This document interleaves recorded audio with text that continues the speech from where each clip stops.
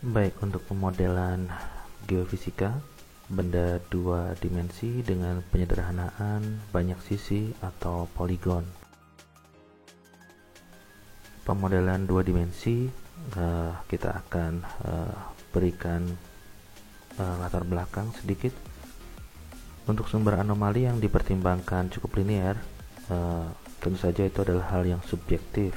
Namun sumber dua dimensi umumnya cukup mudah dan cenderung lebih fleksibel secara konsep dan pemodelan dibandingkan pemodelan tiga dimensi, sehingga ada keuntungan dalam menggunakan untuk kondisi geologi yang dipertimbangkan sesuai. Desain pemodelan dua dimensi yang sering digunakan adalah pendekatan pada kondisi struktur geologi dengan bentuk benda dua dimensi. Benda dua dimensi ini yang dimaksud pada dimensi yang ketiga atau dimensi yang satu lagi adalah dengan panjang strike tak hingga. Benda dua dimensi ini dikati sebagai poligon. Pendekatan dengan model seperti ini diawali oleh Hubbert tahun 1948, namun Talwani dan kawan-kawan pada tahun 1959 pertama kali menyajikan hal ini sehingga sesuai untuk adaptasi algoritma komputer. Berikut adalah ilustrasi untuk benda tiga dimensi. Pada kasus untuk pemodelan dua dimensi, panjang strike ke arah yang relatif sejajar sumbu Y ini akan berada pada rentang minus tak hingga sampai tak hingga. Kemudian untuk salah satu permukaan dalam dua dimensi, kita sebutnya di sini adalah sumbu X dan sumbu Z atau kedalaman. Ini merupakan salah satu permukaan dari benda ini. Dan pendekatan untuk benda ini dari sisi XZ atau dari bidang XZ ini dilihat sebagai pendekatan dengan bentuk benda poligon. Tentu saja seperti yang diingat tadi, panjang strike ke arah yang relatif sejajar sumbu Y menjauhi dan masuk ke dalam bidang layar adalah tak hingga atau minus tak hingga sampai tak hingga. Bentuk persamaan untuk menghitung respons gravitasi dari benda tersebut kurang lebih didekati dengan bentuk integral tertutup dari sisi poligon atau sisi benda, karena ini continuous. Kemudian dalam bentuk poligon kita mendekatinya dalam bentuk persamaan numerik. Nah, untuk sedikit membantu kita menghindari kebingungan dalam menggunakan rumus simbol Z ini, nanti kita akan coba gunakan simbol S sebagai pengganti sisi 1, sisi 2, sisi 3, sisi 4, sisi 5, sisi 6, sisi 7, sisi 8 dan seterusnya. Ini SI, indeksnya adalah I. Jadi sigmanya ini adalah penjumlahan untuk setiap sisi. Kemudian dikalikan konstanta dikali 2 dikali gamma dikali rho. Gamma di sini adalah konstanta gravitasi dan rho di sini adalah kontras densitas. Kita menggunakan konsep untuk kontras densitas. Selanjutnya di sini kita coba tunjukkan bahwa untuk menghitung kontribusi dari satu sisi atau SI ini ditunjukkan dengan bentuk persamaan kurang lebih seperti ini. Dan untuk beberapa sudut ini berhubungan dengan posisi geometri dari titik stasiun dan juga titik vertex atau titik poligon, titik pada sisi poligon ini. Titik A, titik B mewakili misalkan vertex 1, vertex 2, dan disitu akan kita bisa mendapatkan nilai theta, pi, dan juga alpha i. Kemudian dari sini kita tinggal menggunakan untuk fungsi len, tangen, sinus, cosinus. Jadi seperti yang dijelaskan tadi, SI adalah sisi atau permukaan poligon ke I, N adalah jumlah sisi poligon. Untuk N ini banyaknya poligon. Sedangkan XV1, ZV1 ini adalah koordinat vertex 1. Kalau misalkan kita sisi 1 SI atau S1 nya adalah ini, maka ini adalah sisi SAB atau S1 untuk sisi AB. Titik vertex A, titik vertex B ini adalah koordinatnya untuk A, koordinat untuk B. Sedangkan ini adalah 0,0 adalah koordinat untuk stasiun. Jadi digunakan 0,0 untuk mempermudah bentuk persamaannya.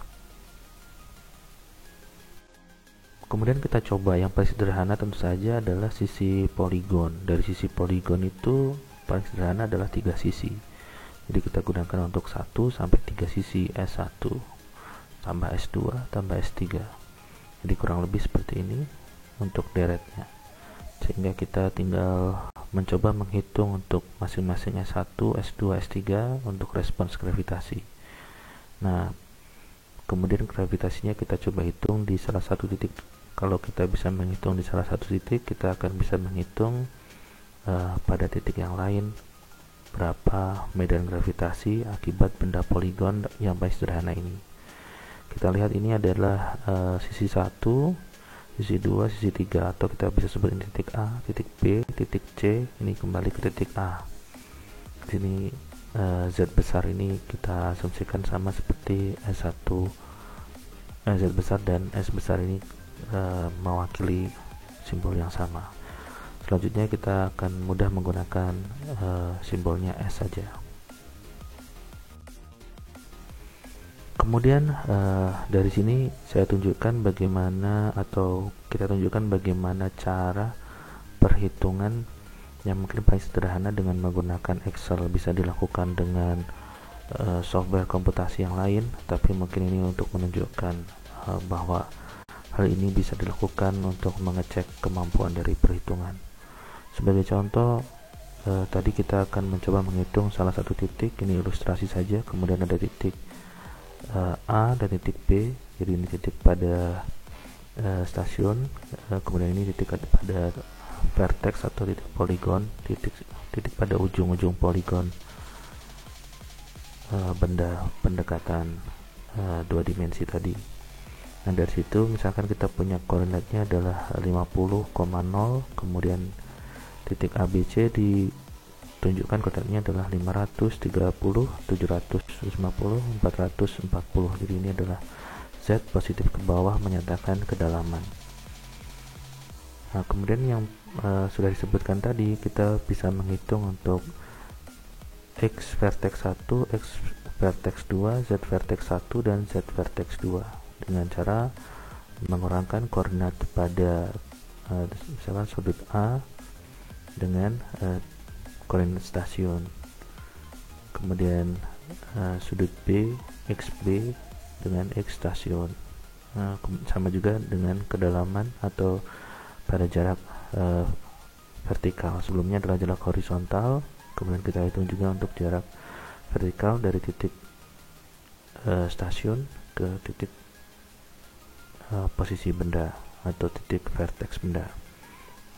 Kemudian di sini ditunjukkan salah satu contoh, misalkan kita bekerja dengan Excel, ada kolom A sampai L, kemudian ada baris 8, 9, 10. Nah, ini untuk membantu menunjukkan fungsi yang akan digunakan.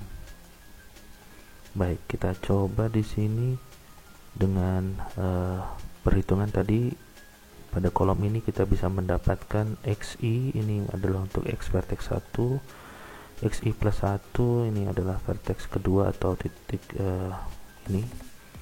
Kita bisa hitung 500 dikurangi 50, 450, kemudian 700 dikurangi 50, 650. Kemudian Z juga demikian, itu 30 kurangi 0, 150 kurangi 0, kita dapatkan ini. Kemudian untuk theta ada 2, theta vertex 1 dan theta vertex 2, kita bisa hitung, merupakan fungsi tangan inverse. Nah, dalam bentuk Excel kita bisa gunakan persamaan atan 2 dari B10, C10 berarti 450,30 akan memberikan nilai ini. Kemudian yang bawahnya juga kita bisa gunakan untuk atan 2 B11, C11. Kemudian untuk Pi ini kita bisa hitung dengan persamaan ini. Nah, kalau dalam bentuk formulasi Excelnya kita bisa gunakan bentuk seperti ini, hampir sama seperti yang tadi, tapi kita gunakan persamaan yang sudah disebutkan sebelumnya. Kemudian untuk alfa I kita gunakan bentuk ini. Nah, dari bentuk ini sebenarnya bisa kita tunjukkan bahwa pola V2 dan XV2 dan ZV2 ini berkebalikan, bisa saja kita tukar, namun ini dengan kondisi yang berkebalikan. Tapi kalau kita gunakan bentuk yang ini, kita akan menggunakan persamaan ini, sehingga kita bisa mendapatkan nilai alfa. Oke, dari sini sampai sini kita bisa dapatkan semua. Kemudian kita menghitung SI yang terdiri dari persamaan yang cukup panjang. Kita coba pisah satu persatu. Yang pertama untuk L1 ini kita gunakan untuk menghitung persamaan ini. Ini adalah formulasinya. Mudah sekali, kita tinggal menggunakan fungsi sinus dan kosinus dengan input berupa sudut pi. Kemudian dikali F10, ini adalah alfa 1 F10. Kemudian S10 ini adalah pi. Kemudian yang bagian sini adalah L2, ini adalah theta V1 dikurangi theta V2.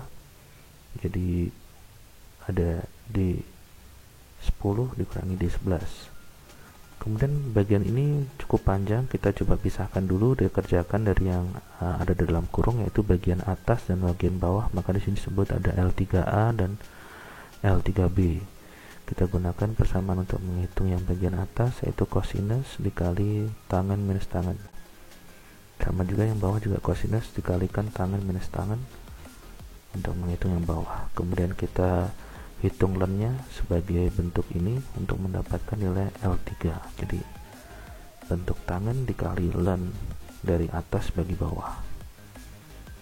Nah, setelah kita bisa mendapatkan L1, L2 dan juga L3, kita bisa menghitung nilai SI. Jadi kita bisa punya persamaan dari ini dikalikan dalam kurung ini ditambah ini.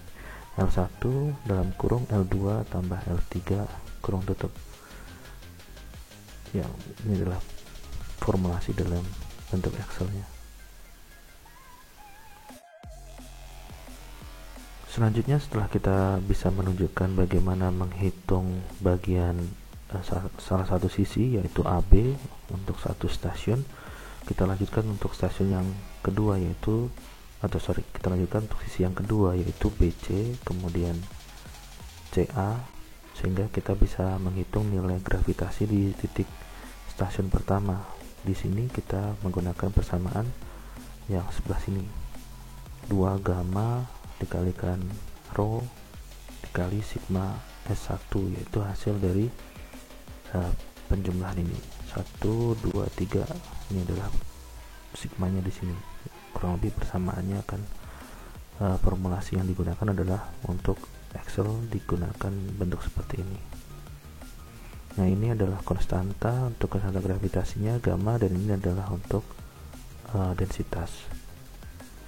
Kemudian selanjutnya, setelah kita selesai untuk satu stasiun, kita bisa lakukan perhitungan untuk stasiun lainnya, yaitu stasiun 2, 3, 4 dan seterusnya, sehingga kita bisa mendapatkan variasi nilai respons gravitasi dari bentuk poligon.